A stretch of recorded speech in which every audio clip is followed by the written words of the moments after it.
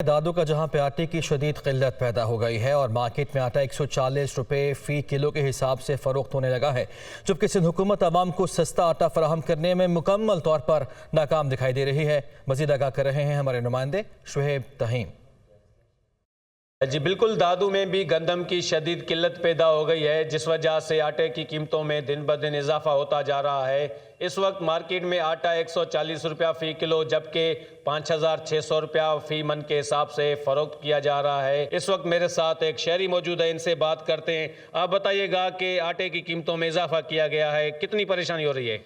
देखिए, परेशानी तो बहुत है क्योंकि आटा जो है 65 रुपये किलो मिलता था, लेकिन अभी 150 रुपये किलो मिल रहा है। तो दिहाड़ीदार जो तबका है वो जो 700 रुपये जिसकी दिहाड़ी है उसको वो तीन वक्त का खाना खाता था, लेकिन अभी तो 2 वक्त का खाने के लिए वो परेशान है। हुकूमत वक्त को जो है अपना गरीबों को रिलीफ देना चाहिए, क्योंकि गरीब अगर आखिर उनसे खाना भी छीना जाएगा तो फिर वो खाएंगे क्या। जी बिल्कुल, आपने शहरी की बात सुनी, जिनका कहना है कि इस वक्त दिहाड़ीदार जो तबका है वो सख्त परेशान है। आटे की कीमतों में इजाफे की वजह से आवाम 2 वक्त की रोटी से भी महरूम हो गई है। दूसरी जानिब मैं बताना चलूँ कि यहाँ यूटिलिटी स्टोर से भी सस्ता आटा नायाब हो गया है, जिसके बायस आवाम जो है वो 2 वक्त की रोटी से महरूम हो गई है। जी फैसलाबाद में आटा बहरान शिद्दत इख्तियार कर चुका है। इंतजामिया ने कोटा बढ़ाने के बजाय सेल्स पॉइंट्स बढ़ाकर ही इक्तफा कर लिया। शहरी लंबी कतारों में लगकर तवील इंतजार करने पर मजबूर हैं। तफसीलात जानते हैं जुल्करनैन ताहिर की रिपोर्ट में।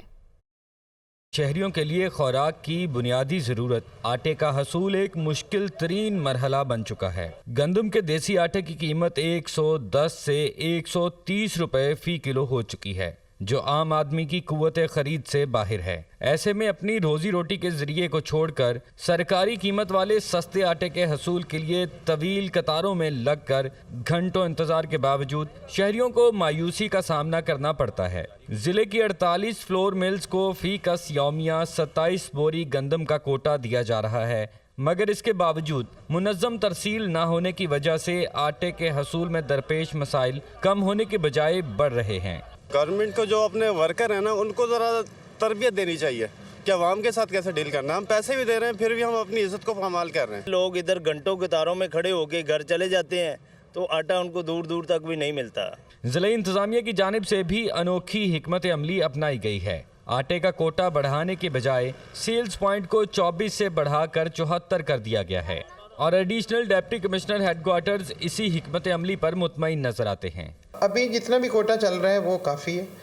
उसमें प्रॉब्लम ये है कि अगर हम वो सारे की सारी जो आटा है, जितनी भी गंदम हमारे पास आती है, तो उसको हम प्रॉपरली अगर तरीके से पब्लिक तक पहुंचा दें तो मेरा नहीं ख्याल कि हमें किसी और आटे के कोटे की ज़रूरत है। शहरी कहते हैं कि ज़िला इंतज़ामिया को इस मसले के हल के लिए कोई ऐसी पॉलिसी बनानी चाहिए जिससे आम शख्स को सस्ता आटा इसके घर के करीब ही वाक़े दुकानों से मिल सके।